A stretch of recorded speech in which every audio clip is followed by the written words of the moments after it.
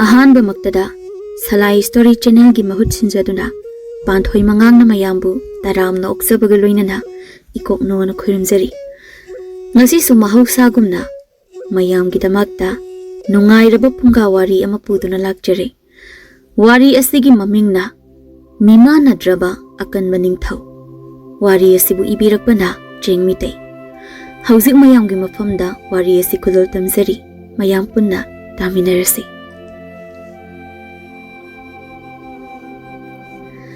Pisak ipa pakhana hobe khulgi ahal oirabi amai bi sabi ahan bigi yumda chelei. Pisak na lambi da inem hingnem ipik hobe chelakpa adubu ubada lambi da leiramba khulgi nupa kharana ngasisu pisak hek ubaga langnare. Yengure pisak aje ipik chelei sha. Ai di ahan badu uchibu malurene.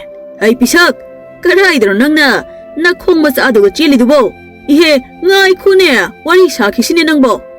Iyamba, ini ahan bihoidane, ai khara thore, kona wari sarsi iyamba. Nupa amana khonjil wawrapna. Ngai khoi, ipik hai mi usitabam tawri. Law, pakhon thage. Iyamba, ai mi usitabana chade.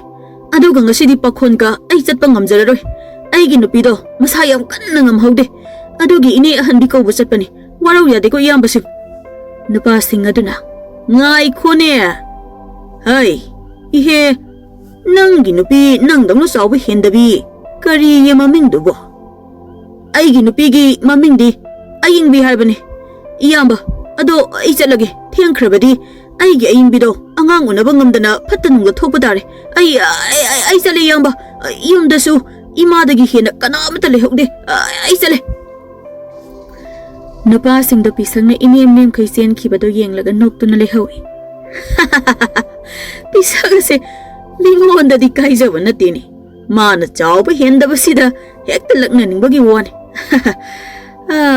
Matudusu haikruik man khaye.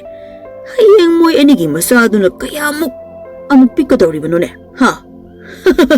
Kallubada nokningin hey. Amana amuk. Mama su mapaso mayamba masisingsu loina adum chawi. Ma khaktani chawba hendana lehorisi. Aduga magi nupidusu maga chamani. Ipik ladana. Hayeng masana kayam amuk pikadawribano haibadu madu asengbani khanaba yai.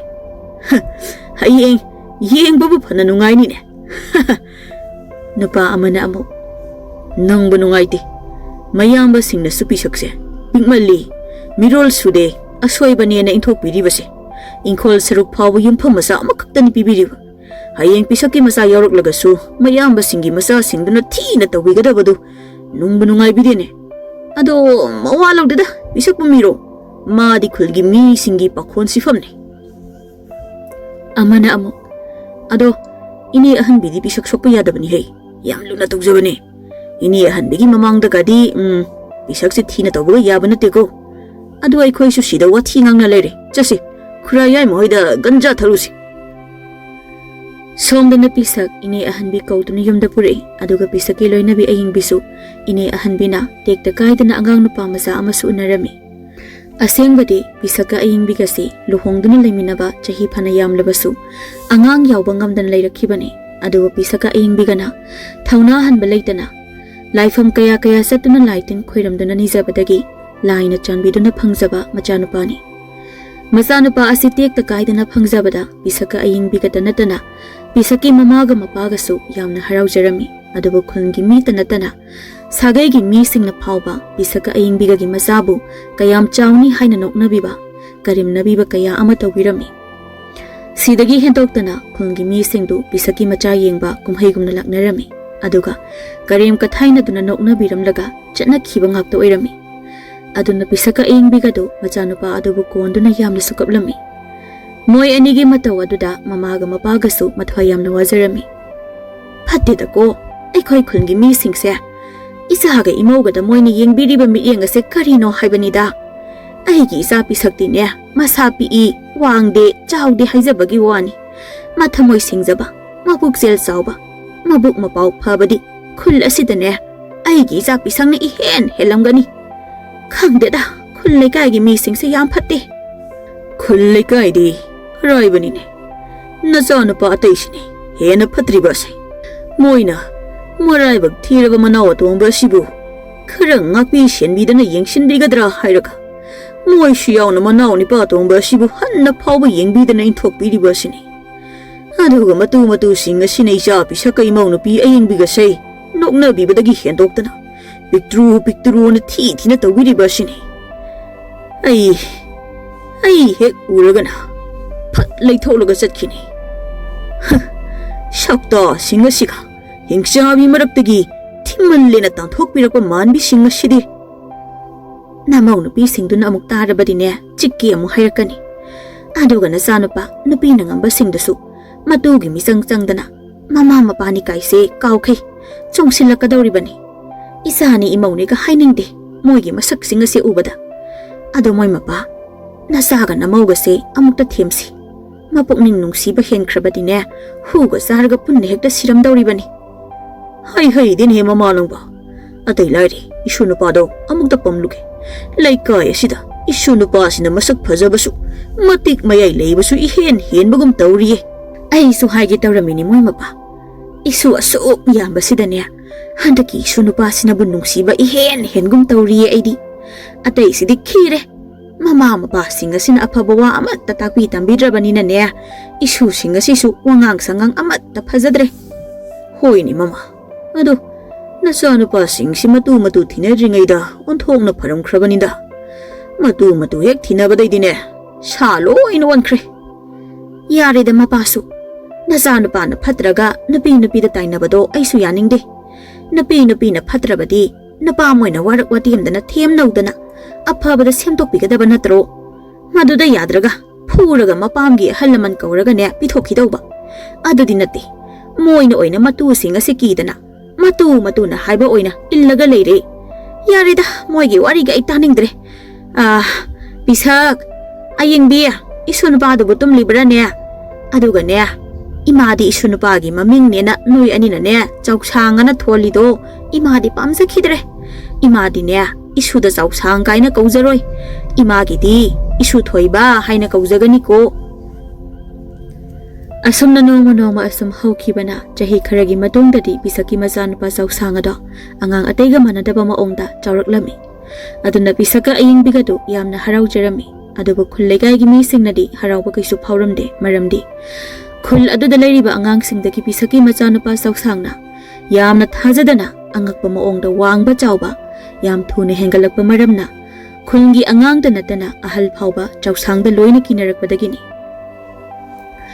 aduba chawsang nongmata ahalamanda thakse khasi kaijade mingonda awaba nungairidaba thabakti amata tawramde magi haibabu maboka mapugana haiba inba mama mapabu yamna ningjaba macha ama oina leirami nongmadi pisakka mama aying bigadu masanupa chawsangna Nongmagi mapangal kanba tanatana wangba chawasum hengalakpa aduda pisakna.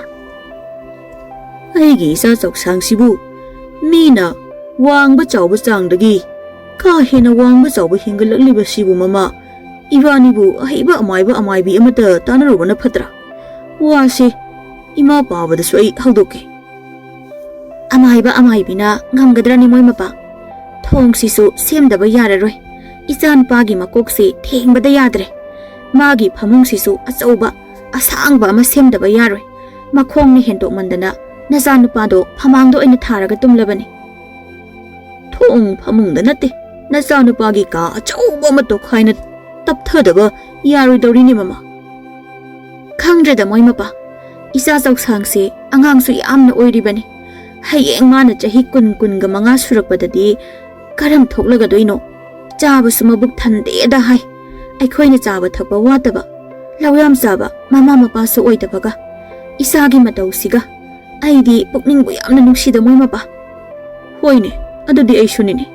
Ado, the son of Padukai de Lege, Kundasanaba Muk Tokrabazala. Magabu, Kanagas Hanasia do Noda. Kungilampakta, Angang Atenas Hanabado, Ying Lagaladongani. Aigi Sagi Marabukse, Otonas with Tikridago.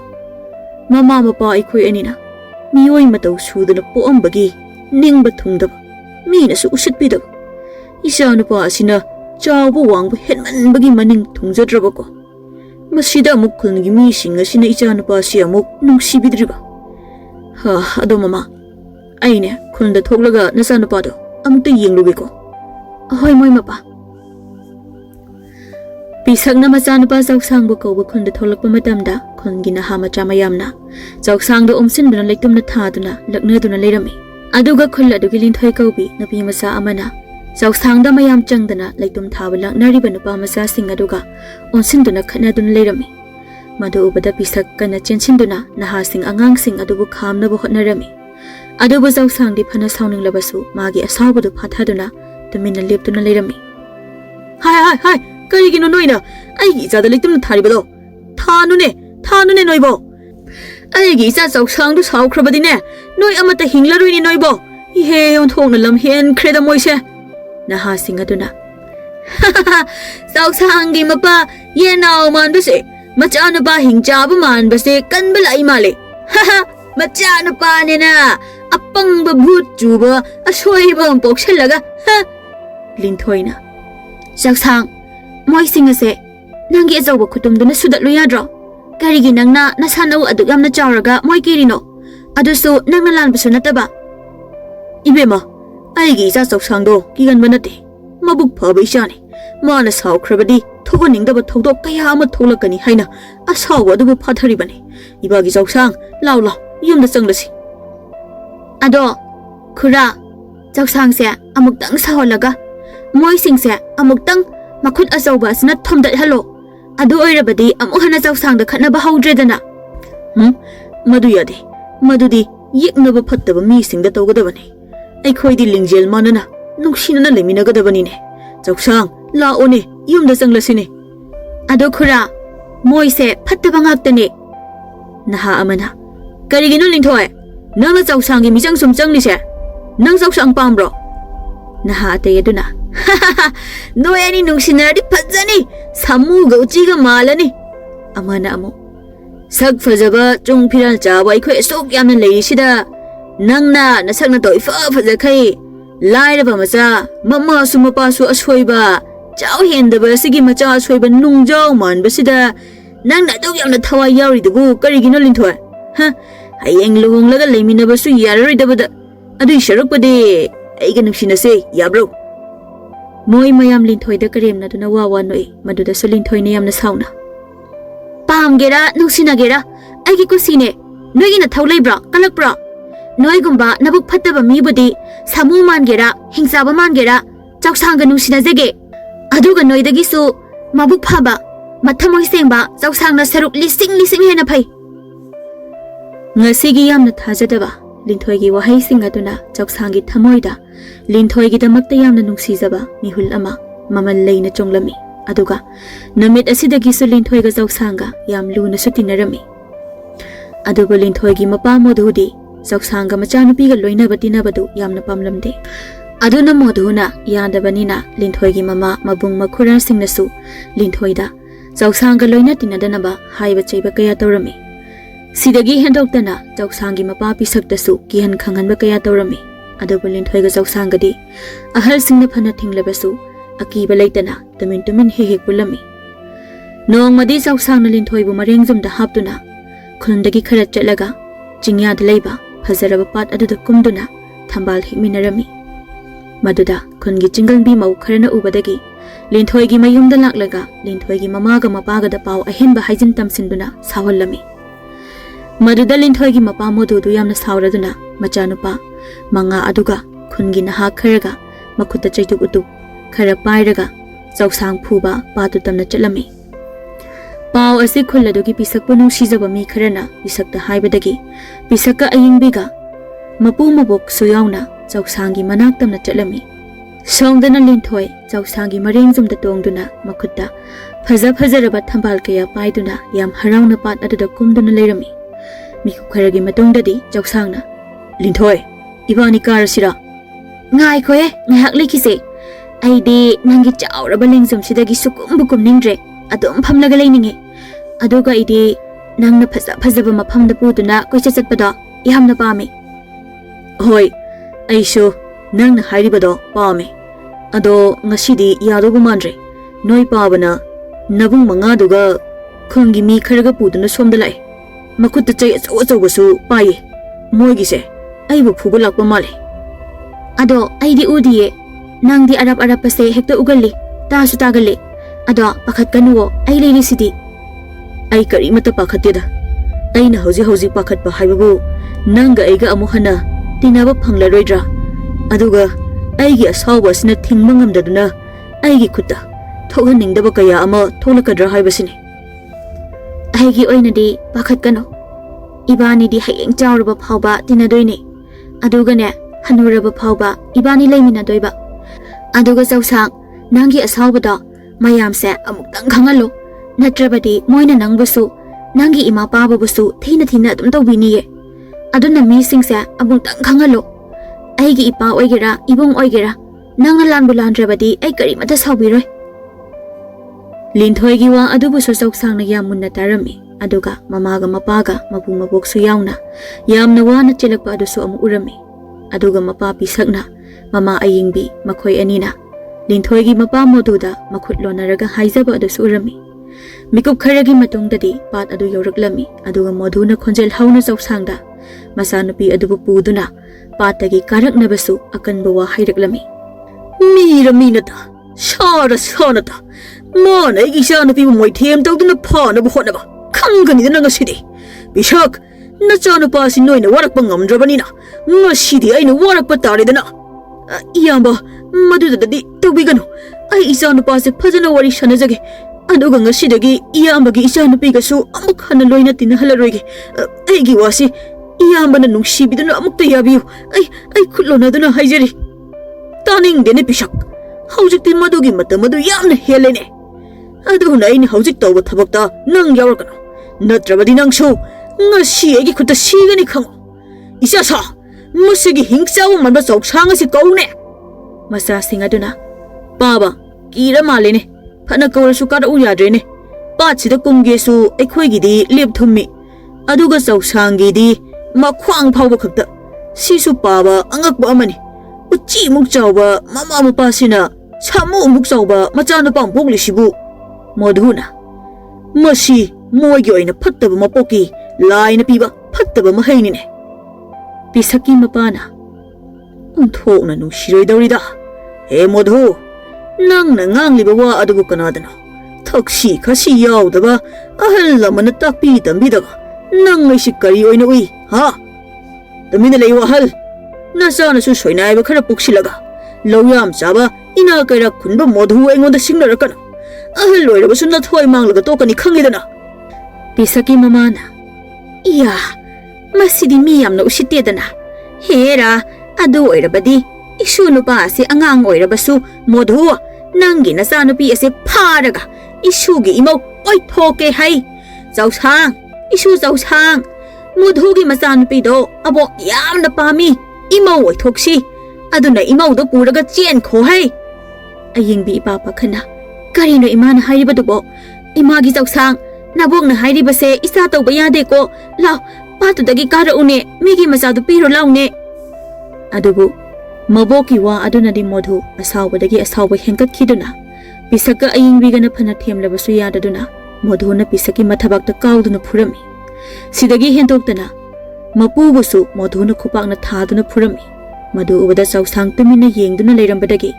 mamit mana ngangsak ngangladuna pat adudagi ithak ipomga loinana yamna phingna karaklami madu ubada mapa pisakka mamagadi karam thokladoino khallubada pakhatpana loikhre aduga linthoigi mapaga mabung sing adugadi chausang phunaba makhutta jaitu utup sing adubu chena paiduna leirami adubu linthoiga chausangi mapokka mapugadi chausangi asawba adubu ubada yamna haraurami mapuna ngasidi ai isubu sukham khamloi ko sukham khamloi haisini mabongna amu henman khre ai khoi su khangba ngambagi mikup to loire aduna ngasidi khullasigi lam henba aigi isaga isugada thina tawriba mi singse aigi isu chausangna warak jara sanu hai linthoi su yamna harauna ikhoi pabaga ibung singase ngasidi phudalohe ikhora singduga la amabadi phadawni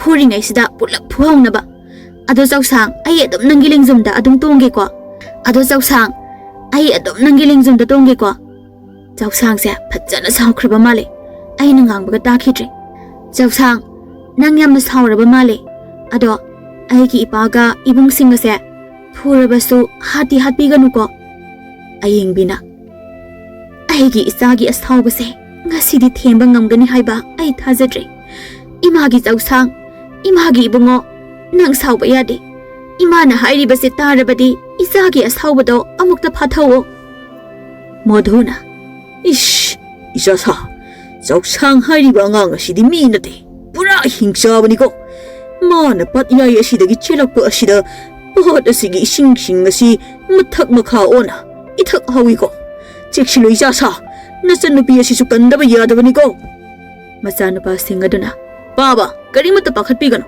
Chau sang asi chaujabagi wani mapangal yaudaba ison chonba apangba angangni Aikhoina pairibu utup sing asina maning mamang khangdana kanbada oh khongai kaplaga chen khiga dawribani atai mi sing aduna masigi angang ase khulle gai dagi tangthokibana di pharabani adubu ngasidi soidana phuba yaba phulaga khullasi dagi tangthokhrasi Chau sangi mapuna gari karamba saklono ngasi egi isunu pada uriba saklono sibo mabokna isugi mapok ase Laipok ni laipok Pataba mi singbu warak naba Lai na pibiba isu ni ne Aduna ngasidi lam hen ba mi sing se Puthara sanu hai Nangbu amuk tutumina layu ni mabok Hai modho Nasa singji puraga na thoi hing na ba chil horo ne Kari Ay bu isa singasi puraga chil horo kaina Isa sa Chau sang asi singdagi karak le hai Puthara hai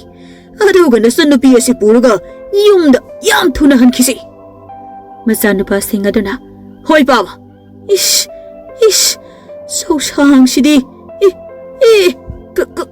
Kari matauno Madi sauragabu Masama usi hena phallaga phabagum tawine Mamit manakase Karino Maitangum na ngangloi Baba Aikoi chilhaubana pharoidra Chau sangi Mamangdadi aikoi singa sidi Usigumna pikpagumna tawine baba Modusu ipa pakhana Ha Aduna paradani jasa hai bisak nasanu pasi khamo phajana nena tana wari sanasi tabra bisak nasanu pasi khamo ne ish karino ina uri basibo masanu pasi ngaduna baba nasai khoi thawai singsi amukta kanbiu baba hoi mai sire Chau sang na khonglei thuna sensilaktuna modhona chau sang phuna bapurak pamasa sing naduga atai naha singada Chau sang na tana duna khupang na thabaga kawbaga da pai dum tarami aduga chau sang na amuk tang thakiba kawkhiba mi singdo wantha duna tabada natana makhong makhusu teknarami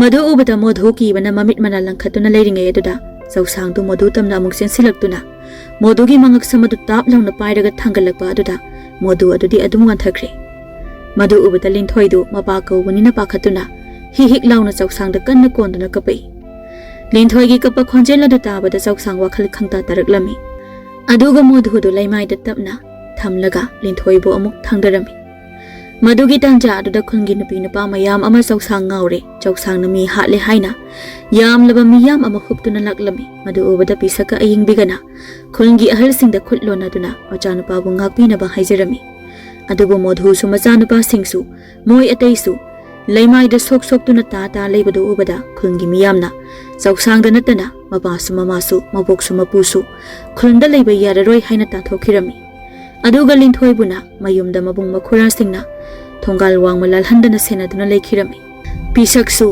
mamaga mapaga ayingbiga Chau sang ga puduna khundagi khara lapna leiba jingkhong amada yum ama saduna leikhirami asumna chahi kharagi matungdadi Chau sang Masak matau phajaba pakhang haibado pharami aduga mapangal kanbasu wang saubasu yamna helami aduna Chau sang yumda changba chandabana matam pumbada mapanta tatumlami aduga Chau sang amadi linthoi moi ani chahi phana unadrabasu thamoi dadi kawba ngamna daduna leinarami nongmadi Chau sangi mapudu yam kana masangam laktabadagi pisakna ima pabagi anaba sidi hidak phana tharabasu phaba kawba leite chau thosu yande Sumaina sum tawduna leirabadi paabasi kuina punsigani haiba thajadre khunda chalaga ini ahanbi kawrugesu khungi mi singna changba yaroi haina phugi haina tale pawase ꯅꯁꯨꯅꯨꯄꯥꯁꯨ ꯈꯪꯍꯟꯗꯕꯅꯤ꯫ ꯍꯣꯏꯅꯦ, ꯑꯗꯣ ꯏꯁꯨꯅꯨꯄꯥꯗꯣ ꯀꯔꯥꯏꯗ ꯂꯩꯈꯤꯒꯦ? ꯉꯁꯥꯏ ꯑꯌꯨꯛꯇꯒꯤ ꯏꯃꯥꯕꯨ ꯎꯗ꯭ꯔꯤꯅꯦ꯫ ꯃꯄꯨꯒꯤ ꯍꯤꯗꯥꯛ ꯊꯤꯔꯨꯅꯦꯅ ꯆꯤꯡꯗ ꯀꯥꯈꯤꯕꯅꯤ ꯏꯃꯥ꯫ ꯃꯥꯒꯤ ꯑꯆꯧꯕ ꯑꯋꯥꯡꯕ ꯌꯨꯝ ꯑꯃ ꯁꯥꯅꯕ ꯎꯈꯣꯡ ꯈꯔꯁꯨ ꯌꯥꯜꯂꯛꯀꯅꯤꯅ ꯍꯥꯏꯔꯝꯕꯅꯤ꯫ ꯈꯪꯗ꯭ꯔꯦꯗ ꯏꯃꯥ, ꯅꯁꯨꯅꯨꯄꯥꯁꯦ ꯄꯤꯁꯛ ꯄꯤꯛꯂꯤꯉꯩꯗꯒꯤ ꯃꯕꯨꯛ ꯊꯟꯅ ꯆꯥꯕ ꯍꯥꯏꯕꯁꯤ ꯐꯪꯖꯔꯛꯇ꯭ꯔꯕꯅꯤ꯫ ꯑꯗꯨꯕꯨ ꯏꯃꯥ, ꯃꯄꯥꯡꯒꯜꯗꯤ ꯀꯟꯕ ꯍꯟꯗꯦ, ꯍꯦꯟꯅ ꯑꯗꯨꯝ ꯀꯟꯕ ꯍꯦꯜꯂꯤ꯫ ꯏꯃꯥ, ꯃꯁꯤꯁꯨ ꯑꯉꯛꯄꯅꯤꯀꯣ ꯏꯃꯥ꯫ ꯑꯗꯨꯒ ꯏꯆꯥꯅ ꯃꯁꯥ ꯆꯥꯎꯕ, ꯋꯥꯡꯕ ꯍꯦꯟꯃꯟꯈꯤꯗꯅ ꯑꯩꯈꯣꯏꯒꯤ ꯑꯄꯤꯛꯄ ꯌꯨꯝ ꯑꯁꯤꯒꯤ ꯃꯅꯨꯡꯗ ꯆꯪꯕ ꯆꯟꯗꯗꯨꯅ ꯏꯆꯥꯅ ꯃꯄꯥꯟꯗ ꯌꯥꯔꯦꯛꯇꯨꯅ ꯂꯩꯔꯛꯂꯤꯕꯁꯤ ꯀꯌꯥꯝꯗꯤ ꯀꯨꯏꯔꯦ꯫ ꯃꯄꯥ ꯑꯩꯅ ꯆꯥꯎ ꯁꯥꯡꯗꯅ, ꯏꯄꯥꯡꯒꯜ ꯑꯁꯤ ꯀꯟꯗꯅ ꯏꯆꯥꯒꯤ ꯂꯩꯅꯕ ꯌꯨꯝ ꯑꯃ ꯁꯥꯕꯁꯨ ꯉꯝꯗꯦꯗꯣ꯫ ꯑꯗꯣ ꯏꯃꯥ, ꯑꯩꯈꯣꯏꯒꯤ ꯏꯆꯤꯜ ꯏꯅꯥꯎꯗ ꯑꯩꯅ ꯑꯁꯨꯛ ꯌꯥꯝꯅ ꯄꯤꯛꯂꯝꯂꯤꯕ ꯑꯁꯤꯕꯨ ꯀꯔꯤꯒꯤꯅꯣ? ꯅꯪꯒꯤ ꯃꯗꯨꯒꯤ ꯋꯥꯍꯪꯗꯣ ꯍꯪꯈ꯭ꯔꯦꯗꯀꯣ꯫ ꯏꯃꯥꯁꯨ ꯈꯨꯝꯐꯝꯒ ꯈꯪꯂꯛꯇ꯭ꯔꯦ꯫ ꯑꯗꯨꯕꯨꯅꯦ, ꯏꯆꯥ ꯃꯌꯥꯝꯁꯤꯗꯅꯦ, ꯅꯪꯅ ꯏꯄꯤꯛ ꯄꯤꯛꯂꯕꯁꯨ ꯊꯃꯣꯏ ꯁꯦꯡꯕ, ꯃꯄꯨꯛꯆꯦꯜ ꯆꯥꯎꯕ, ꯅꯄꯥꯒ ꯑꯩꯒꯅ ꯈ꯭ꯋꯥꯏꯗꯒꯤ ꯅꯨꯡꯁꯤꯖꯕꯁꯨ ꯅꯪ ꯈꯛꯇꯅꯤꯅꯦ꯫ ꯅꯌꯥꯝꯕꯁꯤꯡꯗꯨꯅ ꯀꯅꯥ ꯂꯧꯗꯅ ꯃꯄꯨꯛꯆꯦꯜ ꯑꯁꯨꯛ ꯌꯥꯝꯅ ꯄꯤꯛꯂꯤꯕꯅꯣ ꯈꯪꯗꯦ꯫ ꯑꯁꯨꯛ ꯀꯨꯏꯕ ꯃꯇꯝ ꯑꯁꯤ ꯅꯣꯡꯃꯇ ꯏꯃꯥ, ꯄꯥꯕ, ꯅꯣꯏꯕꯨ ꯀꯔꯤ ꯆꯥꯔꯤ, ꯀꯔꯤ ꯊꯛꯂꯤ, ꯄꯨꯄꯨꯗꯤ, ꯑꯕꯣꯛꯇꯤ ꯑꯅꯥ ꯑꯌꯦꯛ ꯌꯥꯎꯗꯕ꯭ꯔꯥ, ꯏꯅꯥꯎ ꯑꯇꯣꯝꯕ ꯄꯤꯁꯛꯅ ꯀꯔꯤ ꯁꯨꯔꯤ, ꯀꯔꯝꯅ ꯆꯤꯡꯈꯣꯡ ꯑꯁꯤꯗ ꯂꯩꯔꯤ ꯀꯥꯏꯅ ꯅꯣꯡꯃꯇ ꯍꯦꯛ ꯍꯪꯂꯗꯦ꯫ ꯃꯥꯏ ꯃꯇꯨꯒꯤ ꯃꯃꯥ ꯃꯄꯥꯒꯤ ꯃꯅꯥꯛꯇꯗꯤ ꯍꯧꯖꯤꯛꯁꯨ ꯑꯍꯥꯎꯕ ꯆꯥꯅ ꯊꯛꯅꯕ ꯄꯨꯔꯒ ꯆꯠꯂꯝꯒꯅꯤ꯫ ꯃꯃꯥꯗꯨ ꯍꯤꯛ ꯂꯥꯎꯅ ꯀꯞꯂꯦ꯫ ꯃꯃꯥꯒꯤ ꯃꯇꯧ ꯑꯗꯨꯗ ꯄꯤꯁꯛꯅ ꯃꯃꯥꯒꯤ ꯃꯄꯤ ꯇꯩꯊꯣꯛꯄꯤꯗꯨꯅ ꯊꯦꯝꯃꯤ꯫ ꯑꯗꯨꯒ ꯄꯤꯁꯛꯁꯨ ꯇꯨꯃꯤꯟꯅ ꯃꯃꯥ ꯎꯍꯟꯗꯕꯤꯗ ꯃꯄꯤ ꯇꯩꯊꯣꯛꯇꯨꯅ ꯀꯞꯄꯤ꯫ ꯅꯨꯃꯤꯠ ꯈꯔꯅꯤ ꯑꯃꯨꯛ ꯍꯧꯈ꯭ꯔꯦ꯫ ꯆꯧꯁꯥꯡꯅ ꯋꯥꯡꯂꯕ ꯆꯥꯎꯔꯕ ꯆꯤꯡ ꯑꯗꯨꯗ ꯀꯥꯗꯨꯅ ꯃꯄꯨꯒꯤ ꯍꯤꯗꯥꯛ ꯁꯦꯝꯅꯕ ꯃꯅꯥ ꯃꯁꯤꯡ ꯍꯦꯛꯇꯨꯅ ꯃꯄꯨꯒꯤ ꯍꯤꯗꯥꯛ ꯁꯦꯝꯂꯒ ꯄꯤꯊꯛꯇꯨꯅ ꯂꯥꯌꯦꯡꯂꯝꯃꯤ꯫ ꯑꯗꯨꯅ ꯃꯄꯨꯁꯨ ꯅꯥꯕ ꯇꯞꯅ ꯐꯔꯛꯂꯝꯃꯤ꯫ ꯑꯗꯨꯒ ꯆꯧꯁꯥꯡ ꯆꯤꯡꯗ ꯑꯃꯨꯛ ꯀꯥꯗꯨꯅ ꯆꯥꯎꯔꯕ ꯎ ꯋꯥ ꯌꯥꯟꯗꯨꯅꯁꯨ ꯆꯧꯁꯥꯡꯒꯤ ꯂꯩꯅꯕ ꯀꯥ ꯑꯆꯧꯕ ꯁꯝꯇꯛ ꯑꯃ ꯇꯞꯊꯗꯨꯅ ꯁꯦꯝꯖꯩ꯫ ꯑꯁꯨꯝꯅ ꯊꯥ ꯈꯔꯒꯤ ꯃꯇꯨꯡꯗꯗꯤ ꯅꯣꯡꯖꯨ ꯄꯟꯊꯥ ꯑꯃꯨꯛ ꯂꯥꯛꯇꯨꯅ ꯑꯃꯨꯛꯇ ꯊꯣꯛꯈꯤꯗ꯭ꯔꯤꯕ ꯃꯑꯣꯡꯗ ꯅꯣꯡ ꯀꯟꯅ ꯂꯦꯞꯇꯅ ꯇꯥꯔꯝꯃꯤ꯫ ꯑꯗꯨꯅ ꯂꯩꯕꯥꯛ ꯑꯗꯨꯒꯤ ꯃꯐꯝ ꯑꯌꯥꯝꯕꯗ ꯏꯁꯤꯡ ꯏꯆꯥꯎ ꯆꯥꯎꯅ ꯊꯣꯛꯂꯝꯃꯤ꯫ ꯃꯗꯨꯗ ꯆꯧꯁꯥꯡꯒꯤ ꯈꯨꯜ ꯑꯗꯨꯕꯨꯁꯨ ꯌꯥꯎꯔꯝꯃꯤ꯫ ꯑꯗꯨꯕꯨ ꯄꯤꯁꯛꯀꯤꯗꯤ ꯆꯤꯡꯈꯣꯡ ꯑꯇꯣꯡꯕꯗ ꯂꯩꯕꯅꯤꯅ ꯏꯁꯤꯡ ꯏꯆꯥꯎ ꯑꯗꯨ ꯌꯧꯔꯝꯗꯦ꯫ ꯑꯗꯨꯕꯨ ꯃꯥꯒꯤ ꯄꯣꯛꯅꯐꯝ ꯈꯨꯜ ꯑꯗꯨꯗ ꯏꯁꯤꯡ ꯏꯆꯥꯎ ꯊꯣꯛꯇꯨꯅ ꯑꯋꯥꯕ ꯇꯥꯔꯤꯕ ꯑꯗꯨꯒꯤꯗꯤ ꯄꯤꯁꯛꯇ ꯅꯠꯇꯅ ꯑꯌꯤꯡꯕꯤꯁꯨ, ꯃꯄꯥꯁꯨ ꯃꯃꯥꯁꯨ, ꯆꯧꯁꯥꯡꯁꯨ ꯊꯋꯥꯏ ꯌꯥꯝꯅ ꯅꯨꯡꯉꯥꯏꯔꯝꯗꯦ꯫ ꯄꯤꯁꯛꯅ, ꯄꯥꯕ, ꯏꯃꯥ, ꯅꯣꯡ ꯑꯁꯤꯅ ꯂꯦꯞꯇꯅ ꯇꯥꯕꯅ ꯑꯩꯈꯣꯏꯒꯤ ꯈꯨꯜ ꯑꯁꯦ ꯏꯁꯤꯡꯅ ꯄꯨꯝꯂꯪ ꯎꯈ꯭ꯔꯦꯅꯦ꯫ ꯅꯠꯇꯦ, ꯅꯣꯡ ꯑꯁꯤꯕꯨ ꯍꯥꯡꯂꯔꯣꯏꯗꯕ ꯖꯥꯠꯂꯣ? ꯁꯨꯃꯥꯏꯅ ꯁꯨꯝ ꯇꯥꯗꯨꯅ ꯂꯩꯔꯕꯗꯤ ꯂꯩꯕꯥꯛ ꯑꯁꯦ ꯃꯤꯁꯤ ꯃꯤꯅꯥ ꯌꯥꯎꯗꯨꯅ ꯌꯥꯝꯅ ꯋꯥꯗꯧꯔꯤꯅꯦ꯫ ꯑꯌꯤꯡꯕꯤꯅ, ꯃꯣꯏ ꯃꯄꯥ, ꯑꯩꯈꯣꯏꯒꯤ ꯈꯨꯟꯒꯤ ꯌꯨꯝꯁꯤꯡꯗꯣ ꯂꯣꯏꯅ ꯊꯨꯝꯂꯝꯂꯗ꯭ꯔꯥ? ꯑꯗꯨ ꯑꯣꯏꯔꯕꯗꯤ ꯈꯨꯟꯒꯤ ꯃꯤꯌꯥꯝꯗꯣ ꯀꯔꯥꯏꯗ ꯂꯩꯔꯝꯒꯅꯤ, ꯀꯔꯤ ꯆꯥꯔꯝꯒꯅꯤ? ꯅꯨꯄꯥ ꯅꯍꯥꯁꯤꯡꯗꯤ ꯐꯩ, ꯅꯨꯄꯤ ꯑꯉꯥꯡ ꯑꯍꯜꯁꯤꯡꯗꯨꯅꯤꯅꯦ꯫ ꯃꯄꯥꯅ, ꯍꯟꯗꯛꯀꯤ ꯏꯁꯤꯡ ꯏꯆꯥꯎ ꯑꯁꯤꯗꯤ ꯏꯄꯥꯁꯨ ꯑꯃꯨꯛꯇ ꯊꯦꯡꯅꯗ꯭ꯔꯤ꯫ ꯑꯇꯩ ꯂꯥꯏꯔꯤ, ꯏꯁꯨ ꯆꯧꯁꯥꯡ ꯑꯗꯨꯕꯨ ꯀꯔꯥꯏꯗ ꯂꯩꯒꯅꯤ ꯍꯥꯏ? ꯃꯥꯅ ꯉꯔꯥꯡ ꯅꯍꯥꯟꯗꯒꯤ ꯆꯤꯡꯗꯒꯤ ꯎ ꯑꯆꯧꯕ ꯃꯌꯥꯝ ꯑꯃ ꯁꯦꯝꯂꯤꯕ ꯑꯁꯤꯕꯨ ꯀꯔꯤ ꯁꯦꯝꯂꯤꯕꯅꯣ ꯑꯃꯨꯛꯇ ꯌꯦꯡꯉꯨꯅꯦ꯫ ꯑꯣ, ꯏꯁꯨ ꯆꯧꯁꯥꯡꯗꯣ ꯅꯣꯡ ꯃꯔꯛꯁꯤꯗ ꯏꯁꯤꯡꯗ ꯇꯥꯎꯅꯕ ꯑꯆꯧꯕ ꯍꯤ ꯑꯃ ꯁꯦꯝꯂꯤ, ꯂꯣꯏꯕꯨ ꯂꯣꯏꯔꯝꯃꯅꯤ꯫ ꯍꯥ, ꯏꯁꯨꯅ ꯁꯦꯝꯂꯤꯕꯗꯨ ꯏꯁꯤꯡꯗ ꯇꯥꯎꯅꯕ ꯍꯤ ꯑꯣꯏꯔꯦ꯫ ꯑꯗꯣ ꯃꯥꯗꯤ ꯀꯔꯤꯒꯤ ꯁꯦꯝꯂꯤꯕꯅꯣ? ꯑꯩꯈꯣꯏꯅ ꯂꯩꯔꯤꯕ ꯃꯐꯝ ꯑꯁꯤꯗꯗꯤ ꯅꯣꯡꯁꯤꯅ ꯐꯅ ꯀꯟꯅ ꯇꯥꯔꯕꯁꯨ ꯏꯁꯤꯡ ꯆꯥꯎꯗꯨꯅ ꯊꯨꯝꯅꯤ ꯍꯥꯏꯕꯁꯨ ꯂꯩꯇꯦ꯫ ꯑꯗꯨꯒ ꯃꯥꯅ ꯑꯆꯧꯕ ꯍꯤ ꯑꯃ ꯁꯥꯔꯤꯕꯁꯤꯕꯣ? ꯄꯨꯛꯆꯦꯜ ꯆꯥꯎꯕ, ꯃꯤꯅꯨꯡꯁꯤ ꯂꯩꯕ ꯏꯁꯨꯅꯤ꯫ ꯑꯗꯨꯅ ꯃꯥꯅ ꯏꯁꯤꯡꯗ ꯇꯥꯎꯅꯕ ꯍꯤ ꯑꯆꯧꯕ ꯁꯥꯔꯤꯕ ꯑꯁꯤ ꯈꯨꯜ ꯑꯁꯤꯒꯤ ꯏꯁꯤꯡ ꯏꯆꯥꯎ ꯑꯁꯤꯅ ꯑꯋꯥ ꯑꯅꯥ ꯇꯥꯔꯤꯕꯁꯤꯡꯒꯤ ꯃꯇꯦꯡ ꯄꯥꯡꯕ ꯆꯠꯅꯕ ꯁꯣꯏꯗꯅ ꯑꯣꯏꯔꯝꯒꯅꯤ꯫ ꯐꯩ, ꯃꯤꯅ ꯃꯕꯨꯛ ꯐꯅ ꯐꯠꯇ꯭ꯔꯕꯁꯨ ꯑꯩꯒꯤ ꯏꯁꯨꯗꯤ ꯐꯠꯇꯕ ꯃꯣꯏꯒꯤ ꯃꯇꯧ ꯇꯝꯕ ꯌꯥꯗꯦ꯫ ꯑꯗꯨꯗꯤ ꯑꯩꯈꯣꯏꯁꯨ ꯏꯁꯨꯒꯤ ꯃꯇꯦꯡ ꯄꯥꯡꯂꯨꯁꯤ ꯂꯥꯎ꯫ ꯅꯣꯏ ꯄꯥꯡꯕꯤꯔꯨꯔꯣ, ꯑꯌꯤꯡꯕꯤꯒ ꯑꯩꯒꯗꯤ ꯅꯁꯨ ꯅꯨꯄꯥꯅ ꯆꯤꯡꯗꯒꯤ ꯇꯥꯜꯂꯛꯄ ꯍꯥꯗꯣ ꯐꯨꯠꯄꯤꯔꯒꯦ꯫ ꯂꯥꯛꯑꯣ ꯑꯌꯤꯡꯕꯤ, ꯍꯥ ꯐꯨꯠꯂꯨꯁꯤ꯫ ꯏꯁꯨ ꯆꯧꯁꯥꯡꯁꯦ ꯆꯥꯛ ꯂꯥꯝꯂꯝꯃꯅꯤ꯫ ꯍꯣꯏ ꯏꯃꯥ꯫ ꯑꯁꯨꯝꯅ Mapuga mapagana chausangi mateng pangladuna chawraba hi adu saba loisilami aduga mamaga mabokana phutpiri baha adubu mabuk thanda charaga chausang hi ada isingda inthaduna khul tamna laklami aduga chausangna hi adubu tongduna khul adu yorakpadadi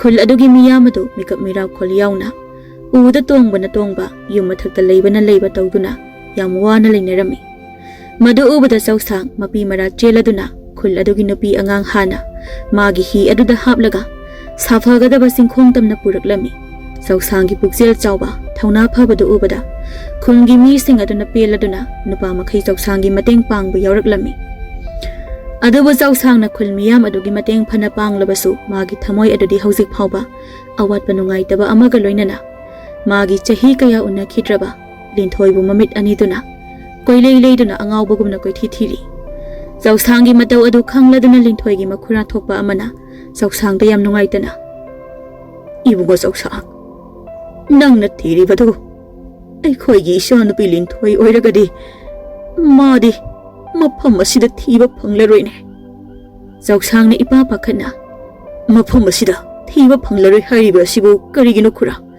linthoi karaida leibage mabu ising isaw asina mafam khangdana mangkhrabra khura nate khurana haigi tawbudi madu nate linthoigi imung manungdi chahi kharagi mamangdagi khullasi thadokduna mafam amada khul amada yum hongduna leikhre haigi tawbani adugu moina leiriba khulladusu aikhoigi gumna ising isaw thokduna awa famda leiri haigumna tai khangdi mo chausang handake ising isaw asidi imana pokpadagi thingnajadri he adudi khura linthoina hojik yum hongduna leikhriba khulladu karaidana sidagi kayam lapi amukta takpiyuba lapi ne he sagol tongduna chatlabadi kaya lapoi adubu ising isaw maraga sida kadaidagi sagolna aduga nangdi sagol tongba su yaroi masa wang chawbanina hoi lamdubudi makha pangna sum chatlaga leiba ina kaira khunba mayamgi leifam ahoba khul hairiba khungang aduni hausikti sing jawa sina ina khunbaga mat leiramar loina cha manana lairabo oiramani adu nangu satki hairibrani chausangi machilda makha pangna sum chatlaga ina khunba mi singi leifam ahoba khul haiba karino hai chausang nangbu kadaidanon he hai hi asidagi song tharaga sakrene chausangna khonjel hauna khura aigi ima paba pupu abokta ai mi kanba chale ai kaishu tawroi yumda thuna halakani haina amukta haibiyu ko hojiki khul maming adu ahoba khul haiba ko ha on thok pani da ko chausang sidi aikhoigi linthoibu yamna nungsijaba oire hoi aikhoigi linthoidu su chausangi wakhanda yaroi khangdana mamaga mapagana khulla sidagi thapna yum honglaga leikhribaniko ado yum yanglen yawna suk kanna ising chawriba sibu chausangdadi makhwang yawna thumdeni isingse nute chausang sibu sumaina sum chawduna leirabadi hayeng aikhoigi linthoiga luhonglaga leiminaba yadawribrane khangdreda mapu magi kumhai ase hi asida tongliba nupa mayam aikhoi punna lingjel manaduna hi ase chingkhong tamna amukta honsi se atia sisu kharadi ngangthokpagum tawi sina takpadi nongsi hanglaga dabu mali hangbana su pharida natrabadi aikhoi loina siba tare khul adugi miyam adu hi adu tongduna chingkhong tamna honjinkhre aduga chausang ising marak aduda khonglei thuna linthoigi khonggol liduna lakli aduga chausangna chatpa maikeida ising isauna awa ana taraba yum kaya mi kaya gi mateng supanglami aduga makha tana linthoigi khonggol liduna amuk chatlami aduba ising isaw aduna lambi mathong maram khangdabana chausang lambi lam hangnaduna maikai khangdana pangchat chatpana linthoigi manak yobadi ngamlamde adubu chausangna thengna ba awa ana taraba mi oi kaya gi mateng pangba amadi linthoibu thiba lakpa magi wari aduna chausangbu ahanba ubada mi oi kaya na kinaramlabasu haujikti chausangi wari khanglaktuna mafam khudingda chausangi wari ngaktana lebak sinba thongna tanaraklami asumna chayol ama hokre nongsu hangduna namit phajana thoktuna ising isausu hanthakre adubu haujiksu chausanga linthoiga thengnadana leiri aduga Linthoi su mafam amada leirabasu Zawsanggi pukjel chawba mabu thiba lakpagi waridi taraklami aduna Linthoi Zawsanggi wari adu taraga yamna su kaplami aduga amu ising isaw asina leibak asigi mafam khuding leifam safum khangdaduna ana ayek yawna asuk wanari batanja asida khudong chaba lawduna yeknaba leibak amagi ningthau chingkhu kauba amana yamlaba lanmi kaya puduna Zawsanggi leibakta landaraktuna mioi kaya hatpa horaklami aduna paw asi hekta baga leibak asigi ningthau loyambana yeknaba ningthaubu tanthokinaba lanmi kaya puduna chalami adugo yeknaba ningthau chingkhuna khudong chaba lawba hankibana ningthau loyambagi lanmi kaya sibada natana ningthau loyambasu maning handuna chilaklami aduga ningthau loyambana maning handuna chilai tabada leibak adugi mipum khudingmak kibana thak thak niknarami paw asi Zawsang su tarami aduna Zawsang na ahal amada mama ꯑꯩꯈꯣꯏꯅ ꯇꯥꯔꯤꯕ ꯄꯥꯎ ꯑꯁꯤꯕꯨ ꯀꯌꯥꯝ ꯆꯨꯝꯕ ꯄꯥꯎꯅꯣꯅꯦ ꯄꯨꯛꯆꯦꯜ ꯆꯥꯎꯕ ꯑꯀꯟꯕ ꯏꯕꯨꯡꯉꯣ ꯄꯥꯎ ꯑꯁꯤ ꯆꯥꯝꯃꯗ ꯆꯥꯝꯃ ꯆꯨꯝꯂꯕ ꯄꯥꯎꯅꯤ ꯑꯗꯨꯅ ꯑꯩꯈꯣꯏꯒꯤ ꯂꯩꯕꯥꯛ ꯑꯁꯤ ꯀꯔꯝ ꯊꯣꯛꯂꯗꯧꯅꯣ ꯈꯪꯗꯦ ꯏꯁꯤꯡ ꯏꯆꯥꯎꯅ ꯑꯁꯨꯛ ꯋꯥꯔꯕ ꯃꯤꯀꯨꯞ ꯑꯁꯤꯗ ꯀꯔꯣꯝꯗ ꯆꯪꯂꯛꯇꯨꯅ ꯑꯩꯈꯣꯏꯒꯤ ꯂꯩꯕꯥꯛ ꯑꯁꯤꯗ ꯂꯥꯟꯗꯥꯔꯛꯂꯤꯕꯅꯣ ꯈꯪꯗ꯭ꯔꯦꯗ ꯏꯕꯨꯡꯉꯣ ꯂꯥꯏꯒ ꯐꯠꯇꯕ ꯃꯤꯒ ꯃꯥꯟꯅꯔꯒ ꯑꯩꯈꯣꯏ ꯑꯁꯤ ꯂꯩꯕꯥꯛ ꯑꯁꯤꯗꯒꯤ ꯃꯨꯠꯊꯠꯂꯒꯦ ꯈꯜꯂꯤꯕ꯭ꯔꯥ ꯑꯗꯣ ꯏꯕꯨꯡꯉꯣ ꯅꯪꯁꯨ ꯌꯨꯝꯗ ꯍꯟꯗꯨꯅ ꯏꯃꯥ ꯄꯥꯕꯒꯤ ꯃꯅꯥꯛꯇ ꯂꯩꯍꯧꯔꯣꯗꯅ ꯍꯣꯏ ꯃꯥꯃ ꯑꯗꯣ ꯃꯥꯃ ꯑꯍꯧꯕ ꯈꯨꯜ ꯑꯗꯨꯕꯨ ꯁꯤꯗꯒꯤ ꯀꯌꯥꯝ ꯋꯥꯠꯂꯤꯕꯒꯦ ꯏꯍꯦ ꯅꯪꯕꯨ ꯍꯧꯖꯤꯛꯁꯨ ꯈꯨꯜ ꯑꯗꯨꯗ ꯆꯠꯅꯤꯡꯂꯤꯕ꯭ꯔꯅꯦ ꯏꯕꯨꯡꯉꯣ ꯇꯨ ꯃꯥꯡꯗ ꯎꯔꯤꯕ ꯆꯤꯡꯗꯨꯝ ꯍꯥꯏꯒꯗ꯭ꯔꯥ ꯆꯤꯡꯃꯥꯏ ꯍꯥꯏꯒꯗ꯭ꯔꯥ ꯃꯁꯤꯒꯤ ꯋꯥꯡꯃꯗ ꯑꯍꯧꯕ ꯈꯨꯜ ꯑꯗꯨ ꯂꯩꯔꯕꯅꯦ ꯍꯥꯟꯅꯗꯤ ꯏꯅꯥꯛ ꯈꯨꯟꯕ ꯃꯤ ꯉꯥꯛꯇ ꯂꯩꯕꯅꯤ aduna lairaba miga changluba yaponte sakta nungsidaba ngaktani leiribase hausikpudi isingi chauduna loina lairaba olabanida aduga kuiraroi lana sina loina sigadaubasu mama yam nungaijare ayamda chalukhige mama ahal aduna ingangakna ish kurino masigi akanba ngang asidi nuksittagi hena yangna chenkrene ish ꯑꯩꯈꯣꯏꯒꯤ ꯂꯩꯕꯥꯛ ꯑꯁꯤꯗ ꯁꯤꯒꯨꯝꯕ ꯃꯤꯒ ꯂꯩꯔꯝꯕ ꯑꯁꯤꯁꯨ ꯑꯉꯛꯄ ꯑꯃꯅꯤ ꯑꯗꯨꯕꯨ ꯑꯩꯗꯤ ꯀꯣꯝ ꯇꯧꯔꯨꯔꯅꯤ ꯂꯥꯟ ꯂꯥꯛꯄꯗ ꯂꯣꯠꯂꯒ ꯂꯩꯍꯧꯅꯕ ꯑꯩ ꯍꯧꯖꯤꯛ ꯁꯤꯕꯒ ꯉꯝꯈꯤꯔꯣꯏ ꯌꯥꯝ ꯇꯜꯂꯤ ꯁꯤꯕ ꯑꯗꯨꯒ Zawsangdi ahal aduna ꯇꯥꯛꯄꯤꯔꯛꯄꯒꯤ ꯃꯇꯨꯡ ꯏꯟꯅ ꯑꯍꯧꯕ ꯈꯨꯜꯇꯝꯅ ꯌꯥꯡꯅ ꯆꯦꯜꯂꯛꯄꯗꯨꯅ ꯆꯤꯡꯈꯣꯡ ꯑꯗꯨ ꯌꯧꯔꯝꯃꯤ ꯆꯤꯡꯈꯣꯡ ꯌꯧꯕꯒ ꯃꯤꯀꯨꯞ ꯑꯃ ꯁꯣꯔ ꯁꯥꯡꯅ ꯍꯣꯟꯗꯣꯛꯂꯗꯨꯅ Zawsang ꯆꯤꯡ ꯑꯗꯨꯕꯨ ꯈꯣꯡꯂꯩ ꯊꯨꯅ ꯑꯃꯨꯛ ꯀꯥꯗꯨꯅ ꯆꯤꯡꯗꯣꯜ ꯌꯧꯔꯝꯃꯤ aduga chingdol yaubaga ahoba khul adubu yengtharakpadadi yeknaba lanmi kayana khul adugi mioi kaya phaduna nupi nupa khaktana phuba hatba yummai thabada urami madu ubada Zawsang Linthoibu awaphamda taramlagadra haina pakhatladuna mapi mara cheladuna chingdoldagi akiba phangna lauduna chentharaklami madu ubada yeknaba lanmi singdo mi hatpa leptuna chinglomda maya kaduna yengduna leinarami lanmi amana kurino sibo ꯆꯤꯡꯅꯤꯡ ꯈꯥꯏꯔꯩꯔꯣ ꯂꯥꯟꯃꯤ ꯑꯃꯅ ꯑꯃꯨꯛ ꯅꯠꯇꯦ ꯅꯨꯡꯖꯥꯎ ꯑꯃ ꯑꯣꯟꯊꯔꯛꯄ ꯃꯥꯜꯂꯦ ꯑꯃꯅ ꯑꯃꯨꯛ ꯅꯨꯡꯖꯥꯎ ꯑꯣꯟꯊꯔꯛꯄꯕꯨ ꯃꯤꯗꯧꯅ ꯂꯥꯎꯒꯗ꯭ꯔꯅꯦ ꯅꯠꯇ꯭ꯔꯒ ꯈꯨꯜ ꯑꯁꯤꯒꯤ ꯂꯥꯏꯒ ꯑꯣꯏꯔꯕꯖꯥꯠꯂꯣ ꯍꯥ ꯑꯣꯏꯇꯥꯔꯗꯤ ꯑꯩꯈꯣꯏ ꯆꯦꯜꯂꯁꯤꯔꯣ ꯂꯥꯟꯃꯤ ꯈꯔꯅ ꯀꯟꯅ ꯌꯥꯝ ꯀꯤꯅ ꯂꯥꯎꯔꯒ ꯀꯔꯤꯅꯣ ꯁꯤꯕꯣ ꯃꯤꯗꯕꯨ ꯑꯁꯨꯝ ꯍꯥꯏꯅ ꯆꯥꯎꯕ ꯋꯥꯡꯕ ꯂꯩꯕ꯭ꯔꯣ ꯍꯣꯏ ꯃꯥ ꯑꯩꯈꯣꯏ ꯊꯋꯥꯏ ꯍꯤꯡꯅꯕ ꯆꯦꯜꯍꯧꯔꯁꯦ ꯃꯣꯏꯒꯤ ꯂꯩꯕꯥꯛꯁꯦ ꯍꯤꯡꯆꯥꯕ ꯃꯤ ꯆꯥꯕꯁꯨ ꯂꯩ ꯃꯥꯜꯂꯦ ꯆꯦꯜꯂꯁꯦ ꯆꯦꯜꯂꯁꯦ ꯆꯦꯜꯂꯁꯦ Zawsangna yam sauna yeknaba lanmi tamna chingdagi chentharaktuna yeknaba lanmising adu tanaduna khutumna sudatuna hatlami aduga khul adugi miyam adubu kallami Zawsanggi thauna phaba angakpasing adu ubada khul adugi miyam bu mangaknarami aduga yamna harawnarami aduga Zawsangdi hojiksu Linthoi udabana harawbu phauramde aduna Zawsangna khonjel hauna Linthoibu kauba horaklami maduda leiramliba khul adugi miyam pumba Zawsangda omsinduna yengnaringai nupa ama masa pumba ina pumtai teiraduna kaptuna Zawsanggi manakta changlaklami changlakliba misak adu atai kana sunate Linthoigi mapa modhuni thauna phaba akanba nupa nang isaki machanupa Zawsang soiduna oigani ai nangi khulgi apangba Linthoigi mapa modhuni ne kari heba Linthoigi apuk mapa khura modhuni heba Mane, ay, Linthoi gi apokpa, nangi kura modhoni ne.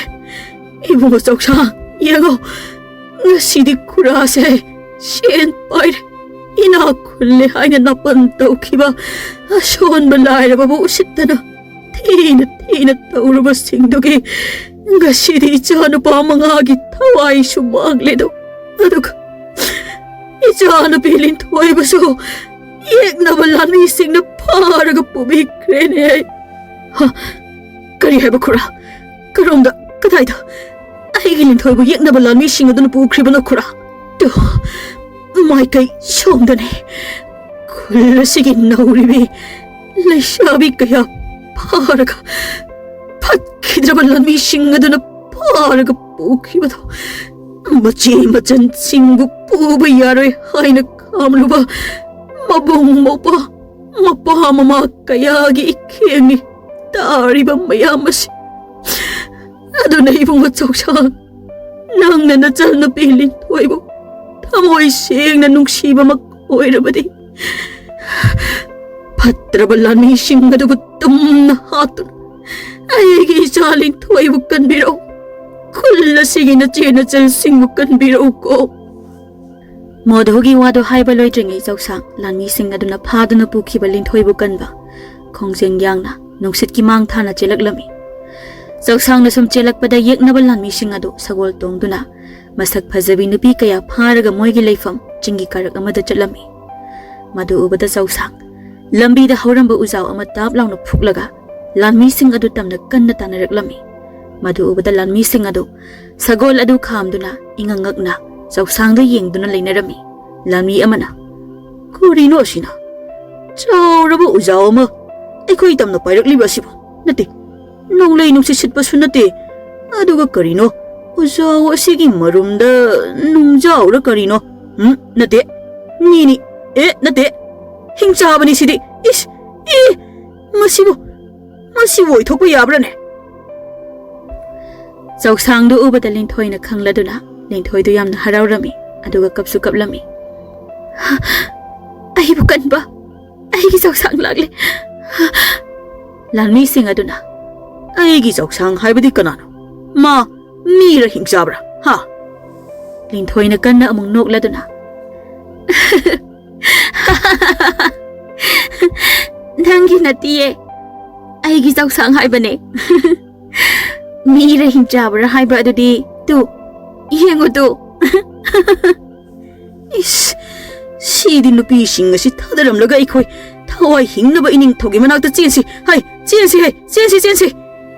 Lanmi sing aduna moina pharaga purakpa leisabi sing adu sagoldagi thadaduna chenba haurakpada. Choksang na mana pairiba uzaw aduna lanmi sing adu tanaduna haidatuna kanthatuna hatlami. Lanmi sing adu hatpa loibaga Choksang na magi Linthoi bu thiraduna. Linthoi, ay lai Linthoi. Linthoi na warang nakaptuna. Ay sida laye. Ado, nang naigi inagdalaglise, iyam na dithiengi ko. Chahiye sukyam base, nang kay daw lay kahabane. Ay kiyang way nang lagpangay bada. Ay na, nang daw nakanba na pa ay ramlabadi.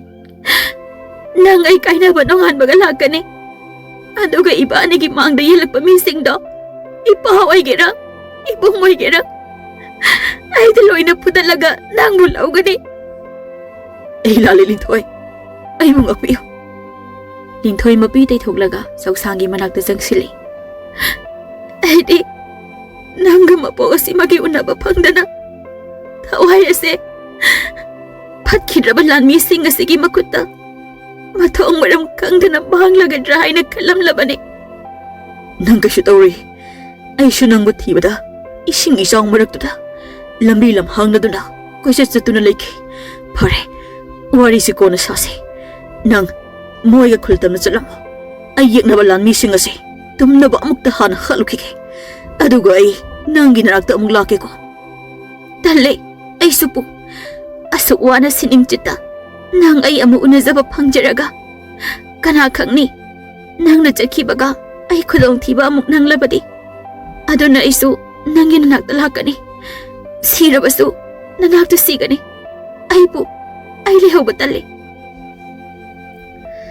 Linthoi gi ningai aduda sausangsu sina pharani khanduna Linthoi bu maring jumda hapduna yeknabagi leifam thiduna chatkirami aduga lehauriba leisabi singaduna khulda hankhiduna miyamda wari pumbalirami Pau ase Ningthou loyamba su tarami aduna Ningthou loyamba du lanmi khara puduna sausangi khungul liduna inaraklami adugo Ningthou loyamba na sausangi manak yaurakpadade yeknaba lanmi singadu sausangna mihat thina hatuna Chingdungumna pairaga thamlambadu urami Madu ubada Ningthou loyambadu khangaduna sagoldagi onthaduna tarami aduga amuk Ningthou loyambadu sagolda amuka khaduna yamkina sausang thirakpadadi sausangna yeknaba Ningthou singkhudu pharaga phadi sumbagumna sumduna leirambadu urami Madu ubada Ningthou loyamba ki mankhraduna kanna lauduna sagoldagi amukka tabada makhwangadu teklami Aduna Ningthou loyambana sausanga Linthoigadu konongda purakduna lebak sinba thongna lan ngambagi paujel chenbada natana sausangbu lebaki Ningthou khubam pibada natana Linthoibusu maharanigi mingthol lauthoklami asumna tha kharagi matungdadi sausangna mama mapa mapu mabokpu konongda purakduna nungaina thambata natana awa ana tarba magi lebak adubusu konongda leba sana lupa mayam adu kaithoklaga lambi thong Yung kay sembada natana Jana thangnaba lau sing ugi thabak kayadasu mateng pangduna inakhunba lingzel manaba afaba leibak ama semkatlami aduga nong madi sausangi thabak sing aduda peladuna pisaka ayingbigana laifam kaya satuna masa sausangmu nijakhiba layam aduna sausangi manglanda laktuna sausangbu mi amagi saufam thokpa amadi wangpham thokpa saong saban phajaraba chung phiral chaba haksang ama pibirami aduga sausangna magi hanagi akiba phanglaba asauba akanba haksang adubusu sausangna chawningba matamda chawba ngamba hainasu layam aduna pibirami aduna sausangna mikap tholakpadadi sausangsu Linthoisu konong adugi miyam pumbasu ngaklami aduga yamnasu harauraduna sausangna magi manglangi wari pumbasu tamduna sausang amadi Linthoi yam nungaina pankhirami